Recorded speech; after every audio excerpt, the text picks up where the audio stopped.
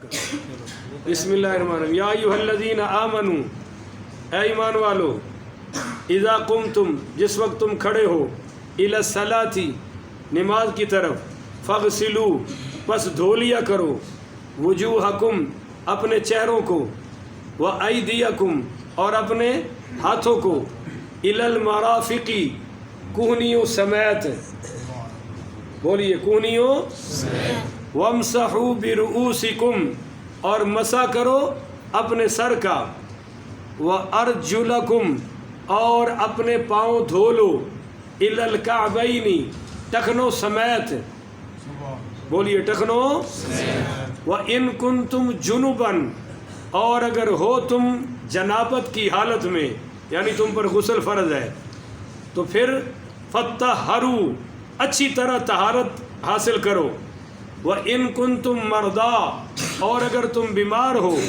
او علی سفر، یا سفر پر ہو، او جاء احد منکم، یا آیا ہے تم میں سے کوئی، من الغائط، قضائے حاجت کر کے، او لامستم النساء، یا تم نے اپنی بیویوں کو چھوا ہے، یعنی ان سے ہم بستری کی ہے، تو پھر کیا کرو، اور فلم تجدوا ماء، تمہیں قریب قریب پانی نہیں مل رہا، تو فتیمموا، پس تیمم کرو، سعیداً طیبا، پاک مٹی سے، فامسحوا بوجوہکم، طریقہ یہ ہے کہ وہ مٹی سے ہاتھ مل کر مسح کرو اپنے چہرے کا، وایدیکم منہ، اور اپنے ہاتھوں کا اس مٹی سے، ما یرید اللہ نہیں ارادہ کرتا، لیجعل علیکم، کہ تم پر، من حرج، کوئی تنگی کرے، ولیکن یرید، لیکن اللہ ارادہ کرتا ہے، لیطہرکم، کہ وہ تمہیں پاک کر دے،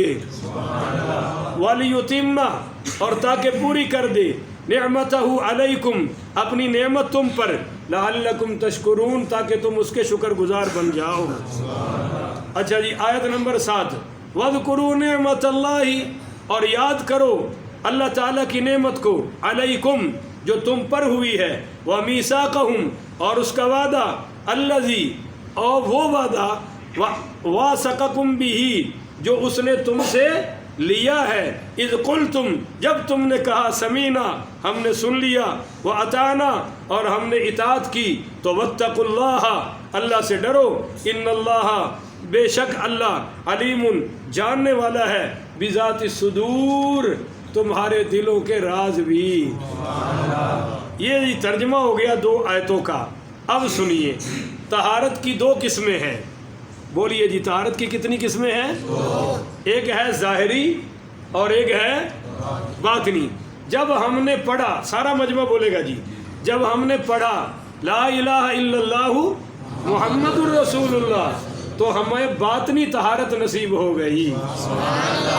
اب اس کے بعد مومن کبھی اندرونی طور پہ ناپاک نہیں ہوگا جی۔ اور دوسری طہارت ظاہری ہے۔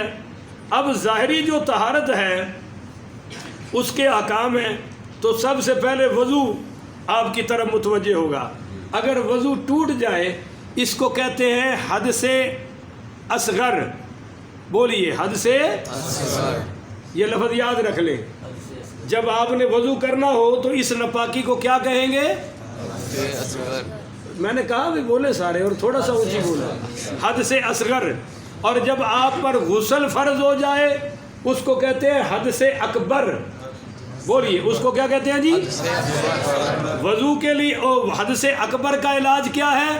غسل، اور حدث اصغر کا علاج کیا ہے؟ وضو۔ جزاک اللہ۔ یہ 2 لفظ ہمیشہ آپ کو پتہ تو لگے نا بھی کسے مولوی نو ٹائم دیندے ہو، یہ چیزیں تو تمہیں پتہ لگنی چاہیے نے۔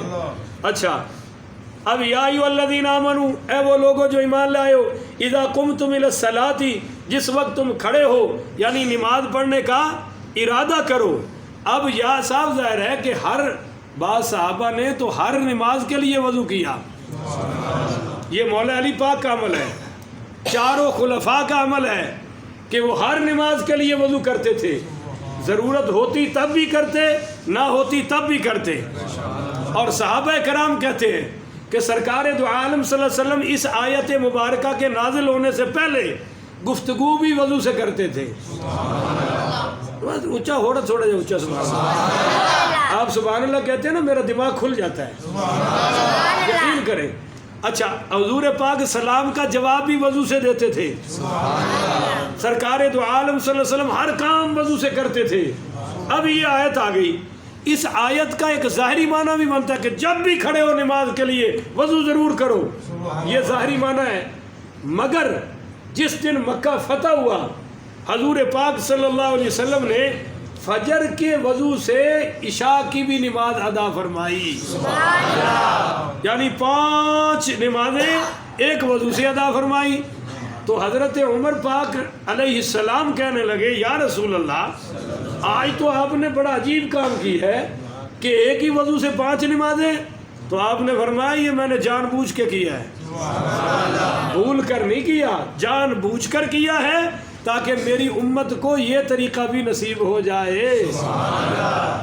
تو پتہ چلا بھائی وضو فرض ہے پر ہر نماز پر فرض ہے۔ اگر پچھلا وضو ہے مغرب والا تو آپ عشاء بھی ادا کر سکتے ہیں۔ لو جی، چہرہ دھونا پڑے گا، یہاں سے لے کر یہ کانوں کی لو تک تھوڑی سمیت یہ یہاں تک چہرہ دھونا فرض ہے۔ بولیے چہرہ دھونا۔ اور اگلا حکم آ رہا ہے جی فغسلوا وجوہکم، چہرے دھو لو۔ اگلا کیا ہے وایدیکم الی المرافق، یعنی کونیوں سمیت ہاتھ دھونے۔ اگر کونی بھی رہ گئی تو وضو نہیں ہوگا۔ فقہائے کرام نے تو یہاں تک لکھا ہے کہ اگر بغیر وضو کسی نے سجدہ کیا تو نکاح ٹوٹ جائے گا، یہ کافر ہو گیا، نکاح ختم ہو گیا۔ اور بعد نے کہا بھی چلو نکاح تو ختم نہیں ہوگا مگر بغیر وضو کے نماز پڑھے تو نماز قبول ہے۔ میرے پاس ایک بوڑھیا خاتون آئی دم کرنے، نانی دادی کی عمر کی تھی اور نیل پالش تہ والی لگی ہوئی تھی، تہ والی۔ میں نے کہا اماں اس عمر میں یہ کیا شوق چڑھا ہے؟ کہنے لگی قاری صاحب پوتیاں نے لا چھڑی ہے، میری پوتریاں نے لگا دی ہے۔ تو میں نے کہا اماں اب جب تک یہ تہ والی ہے، جلد والی ہے، نیل پالش اترے گی نہیں، وضو بولو غسل آپ نے انگوٹھی پہنی ہے جناب، اس کے نیچے پانی نہیں جائے گا تو وضو بھی اور غسل بھی۔ یہ عورتوں نے ارجسٹ کانٹے پہنے ہوتے ہیں، ارجسٹ، جب تک وہ ہلائیں گی نہیں، سوراخ میں پانی نہیں جائے گا تو وضو بھی نہیں ہوگا۔ کیونکہ میرے نبی کریم نے فرمایا کہ جب تم پر غسل فرض ہوتا ہے نا تو تب تو ہر بال بھی تمہارا پلید ہو جاتا ہے، ایک بال بھی سوکھا رہ سکتا۔ کوکا اگر کسی عورت نے پہنا ہے تو سوراخ میں وہ پانی جانا چاہیے، اگر نہیں گیا تو وضو بھی نہیں ہوگا اور بولیے غسل بھی۔ تو یہ تو بھائی چند مسائل ہیں، ایک مسئلہ حل ہوگا۔